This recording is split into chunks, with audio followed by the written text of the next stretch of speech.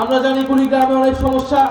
উত্তরবঙ্গের যেই আঞ্চলিক বৈষম্য, অর্থনৈতিক বৈষম্য, এবারের সরকারও সেই অর্থনৈতিক বৈষম্য কিন্তু দূর করে না এবারের বাজেটের মধ্য দিয়েও। সেই একই বৈষম্য আমরা দেখতে পাচ্ছি। তিস্তা পরিকল্পনা নিয়ে সরকার চীন সফর করেছে প্রধানমন্ত্রী, কিন্তু কোনো অর্জন নিয়ে ফিরে আসতে পারে নাই। এবং এই উত্তরাঞ্চলে যেহেতু বিরোধী দলের বেশিরভাগ এমপি হচ্ছে বিরোধী দলের, ফলে পরিকল্পিতভাবে এই উত্তরাঞ্চলে কুড়িগ্রাম, রংপুরে বড় বড় বাজেট, উন্নয়ন বাজেট কমিয়ে দেওয়া হয়েছে। বড় কোনো উন্নয়ন পরিকল্পনা নেওয়া হয় নাই। এইভাবে জনগণের অধিকার থেকে বঞ্চিত করছে বর্তমান সরকার, কিন্তু আমরা এটা মেনে নেব না। আমরা মনে করি এই উত্তরাঞ্চলের মানুষ জুলাই গণঅভ্যুত্থানে জীবন দিয়েছে, তাদের সন্তান আবু সাঈদ দুহাত প্রসারিত হয়ে জীবন দিয়েছে, তারা ভোট দিয়ে 11 দলকে জয়যুক্ত করেছে। আমরা তাদের ভোটাধিকার, তাদের অর্থনৈতিক অধিকার সবকিছুকে রক্ষা করব। এটা আমাদের দায়িত্ব, এটা আপনাদের কাছে আমাদের প্রতিশ্রুতি।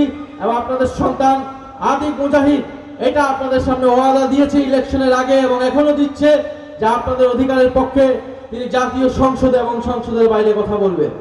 আমরা জানি কুড়িগ্রামের কৃষক, আলু চাষি যারা, তারা আলু চাষের মূল্য পায় না। একেবারে এমন হতে হয় যে আলু তারা ফেলে দিতে হয়, পচে যায়। কোনো কোল্ড স্টোরেজ, পর্যাপ্ত পরিমাণে কোল্ড স্টোরেজ আমাদের উপজেলাগুলোতে নেই। আধুনিক প্রক্রিয়াজাতকরণ কোনো ব্যবস্থা নাই। আমরা আগের মতো কৃষি ব্যবস্থায় এখন আর যেতে পারবো না। কৃষির যে ডিমান্ড পুরো বিশ্বব্যাপী, আমাদেরকে সেই যুগের সাথে তাল মিলাতে হবে। এবং এইটার যে সিন্ডিকেট, মধ্যস্বত্বভোগী যারা কৃষকের থেকে দূরত্ব তৈরি করে, সেই সিন্ডিকেটকে কমিয়ে এনে রাষ্ট্রকে, সরকারকে এখানকে ব্যবস্থা নিতে হবে। এবং কৃষকরা সরকারি মূল্যে ধান গোডাউনে দিতে পারে না, সেখানে থাকে দলীয় সিন্ডিকেট।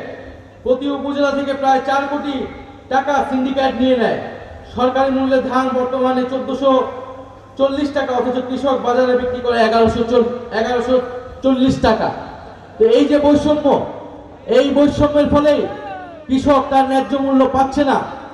তো আমরা আশা করব যে কৃষক তার ন্যায্য মূল্য পাওয়ার যে অধিকার, সেই লড়াই শুরু হবে এই কুড়িগ্রামের মাটি থেকে। আপনারা যেহেতু আজকে এখানে আমাদের আহ্বানে এসেছেন,